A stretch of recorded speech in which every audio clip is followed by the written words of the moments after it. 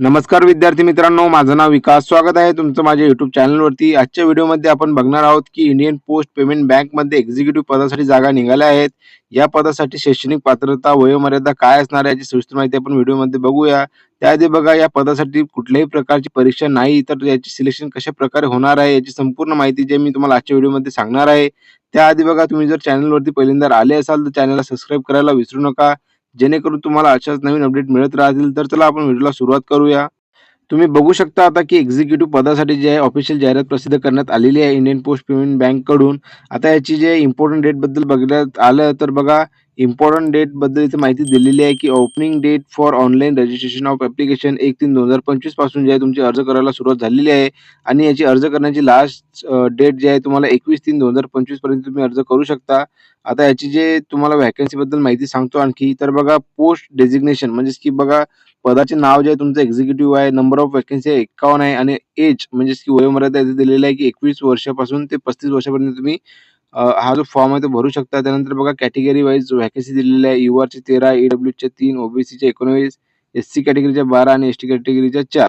तर बघा या व्हॅकन्सीमध्ये म्हणजेच की इन्क्रीज होऊ शकतं किंवा डिक्रीज पण होऊ शकतं. यामध्ये इथं दिलेला आहे पॉइंट बघा की number of vacancies are tentative and may increase or decreases as per requirement of the bank.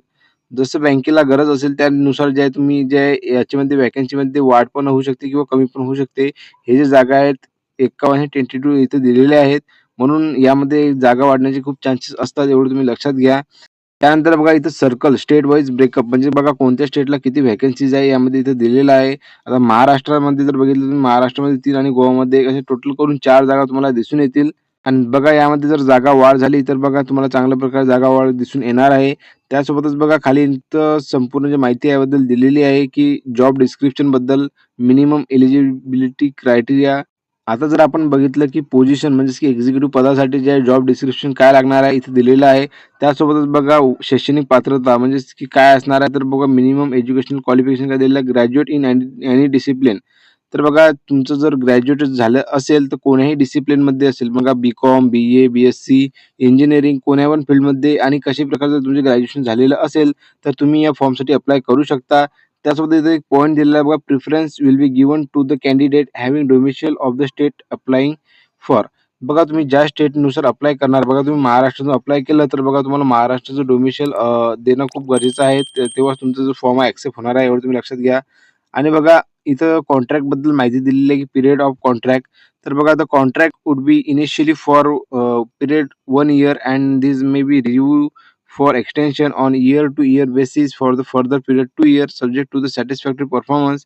The maximum duration of this contract would be 3 years. हा जो कॉन्ट्रॅक्ट आहे 3 वर्षापर्यंत तुमचा राहणार आहे. जर तुमचं वर्किंग परफॉर्मन्स जर चांगलं राहिलं तर तुम्ही यामध्ये परमनंट पण होऊ शकता, एवढं तुम्ही लक्षात ठेवा.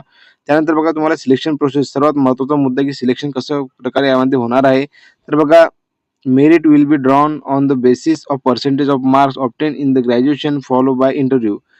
बघा ज्या कोण्या विद्यार्थ्यांना ग्रॅज्युएशनमध्ये चांगले गुण मिळाले असतील त्यासाठी ही खूप चांगली सुवर्णसंधी अशी निघाली आहे. कारण की बघा इथं मेरिट बेसवरती तुमचं सिलेक्शन होणार आहे. ज्या विद्यार्थ्यांना ग्रॅज्युएशनमध्ये चांगले मार्क मिळाले असतील त्यांनी नक्कीच यामध्ये अप्लाय करावे. त्यानंतर बघा तुमचं जर मेरिटमध्ये नाव आलं त्यानुसार बघा तुम्हाला इंटरव्ह्यूसाठी बोलवलं जाणार आणि इंटरव्ह्यू आणि मेरिटनुसार जे तुमची फायनल लिस्ट लागणार आहे यामध्ये इथं क्लिअरली मेन्शन केलेलं आहे.